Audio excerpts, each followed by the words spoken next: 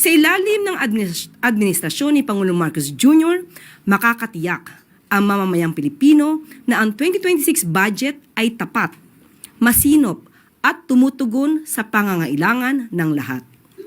Bago nito, ipinapakita rin sa pagpasa ng 2026 National Budget ang pagsulong ng transparency sa budgeting. Dahil sa kauna-unahang pagkakataon at sa pagnanais ni Pangulong Marcos Jr., naka-livestream ang proceeding ng Bicameral Conference Committee upang maitaas ang tiwala at kumpiyansa ng publiko at mapalakas ang pananagutan sa paggastos ng pondo ng bayan. Makakaasa po ang taong bayan na sa ilalim ng liderato ni Pangulong Marcos Jr., ang pondo ng bayan ay para sa bayan.